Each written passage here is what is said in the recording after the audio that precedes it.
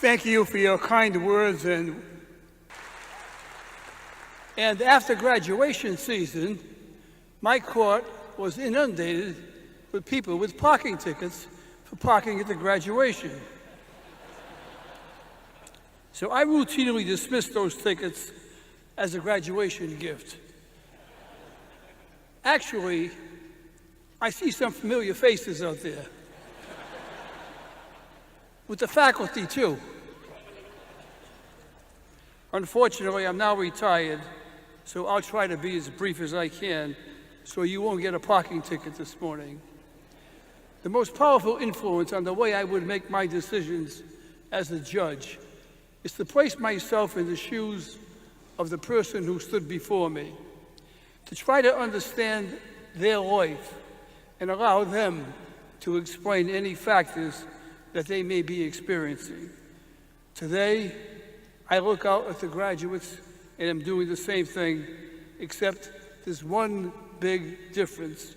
I actually was in your shoes 67 years ago.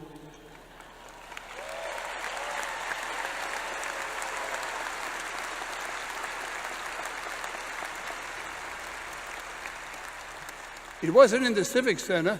It was on the Providence College campus. But it was wonderful. And that was one of the proudest moments for my entire family. And what a family it was. If you indulge me for a moment, I'd like to tell you a little bit about them, because it was their influence that made me the judge that many of you have seen on television. My parents were immigrants from Italy. My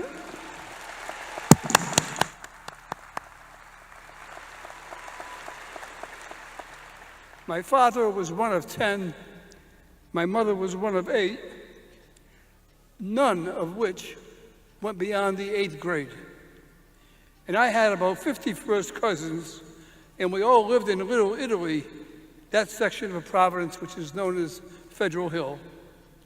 And from the entire group, I was the first person to graduate college, and it was Providence College that gave me that opportunity.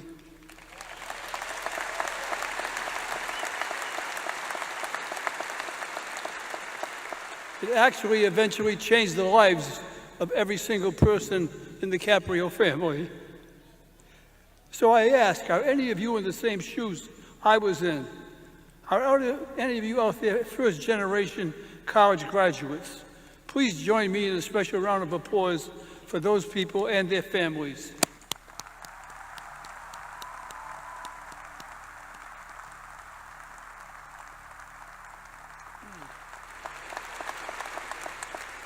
Well, when you were looking in the mirror this morning and straightening your cap, I hope you saw the reflection of your forebearers and fully appreciate the sacrifices they made to make it possible for you to be here today, to fulfill the dreams of their entire generation, that their children and grandchildren's lives would be substantially better than their own.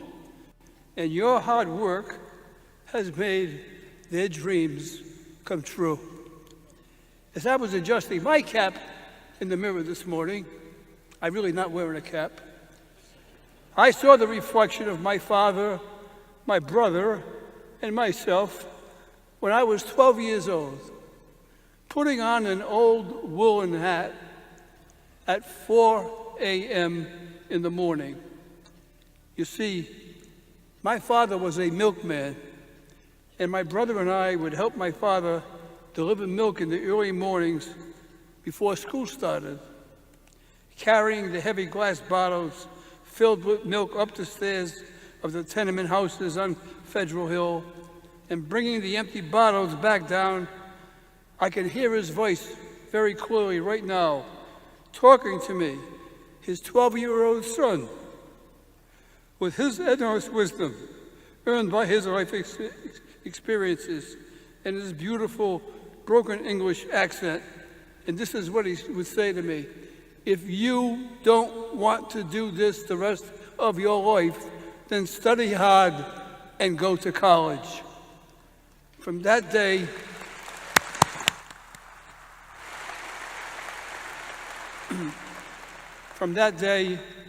I had the drive to go to college, and Providence College gave me the chance to a better life, and more importantly, to fulfill my father's dream. As a judge, I had the difficult task, of passing judgment on matters that appeared before me. Often this required me to either believe or disbelieve the person who was standing before me.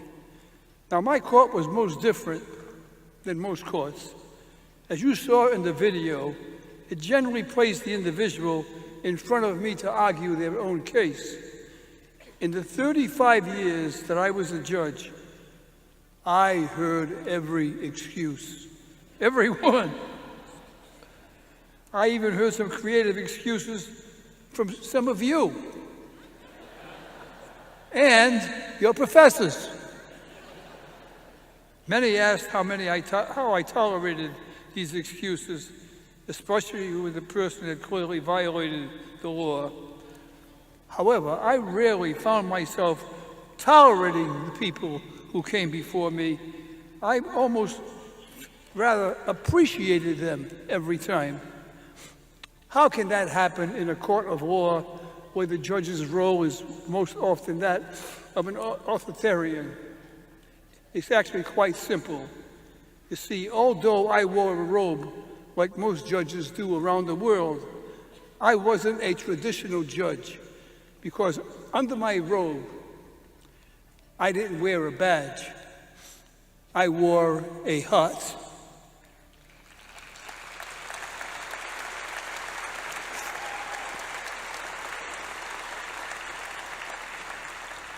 I approached each case with an open mind and treated everyone equally with kindness, compassion, and most of all, common sense. This is not a judicial philosophy that I learned in law school.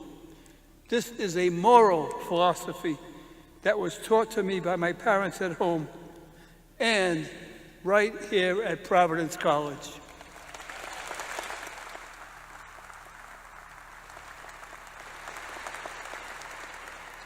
And when people around the world see me take the bench on social media, they see a man wearing a robe with a gavel in his hand. But what they don't see is my mother's spirit whispering in one ear and my father's spirit whispering in my other ear to make sure that I act with the tolerance and forgiveness that they instilled in me throughout my life. As you were walking to your seats today, I hope you remember the excitement the day you received your acceptance letter from Providence College, the pride in your family's eyes, the uncertainty yet exhilarating challenge that lied ahead. And I am confident that as you proceed in life, you will always, always keep your parents or those who provided you with a strong moral compass on your shoulders, and please, listen to them as they whisper in your ears. Your careers will be full of success, excitement, and making this world a better place for all. That's the easy part, and it's what is expected of you. However, you will also not be spared problems. Obviously, there will be setbacks, disappointments, and the rare failure. And how you handle them is the real challenge. It's your reaction to those moments that will define your career. I'm no stranger to just setbacks. Trust me, I'm no stranger at all to setbacks. So my advice during those difficult times is just don't ever give up. Don't ever give up.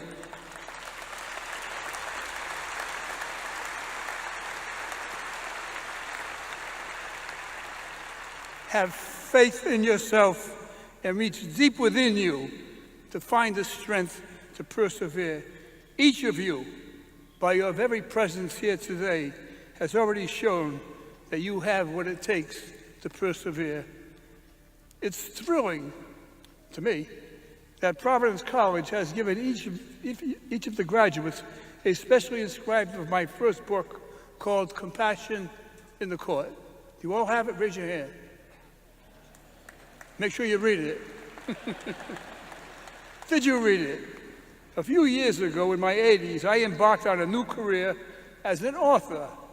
As I began to write the book, and it chronicles the stories of my life, and especially how a childhood without many material possessions, but filled with love, compassion, hard work, and a focused education, faith and family values can be the springboard to make any dream possible. It can even create a judge who can, from a courtroom right down the street, become a global force of compassionate justice and amass a social mass media of over 25 million followers by merely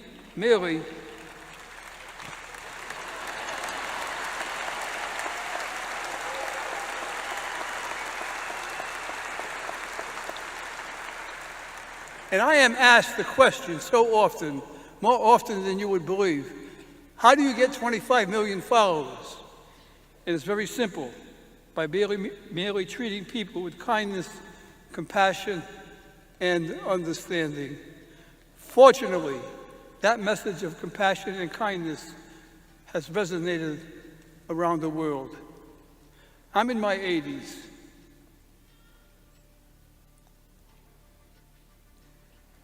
And I just have to control myself. And I'm battling pancreatic cancer. It has taken much of my strength, but it can't take my faith, it can't take my heart, and it can't take my message. So before I finish my remarks, I have one thing to ask of you. I am confident that all of you will climb the ladder of success, but that is not enough for you to climb the ladder of success. When you reach the top and are fulfilled with all the spoils that you have earned on your hard-fought way up that ladder, personally, professionally, financially, and socially, you must remember the most important obligation of success. And this is what I ask of you. You must leave the ladder down for others to follow.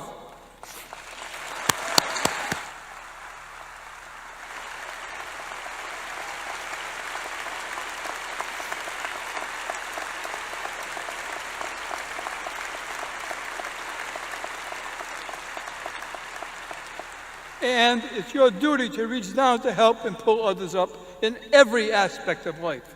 And it's not always financial help. Sometimes it's as simple as placing your hand on someone's shoulder and telling them that you have confidence in them, that they can do it, that you love and respect them. Moments like that can make all the difference and help someone get to the next rung on the ladder. It's that simple. I ask you to please wear a heart under your robe. Always treat people with kindness, compassion, understanding, and you will have lived up to the honor that your diploma requires that you receive today. And as you leave here today, reach deep within you to the soul of what has moved America. Reach for the dreams and values of all those who came before you, those who gave so much and took so little.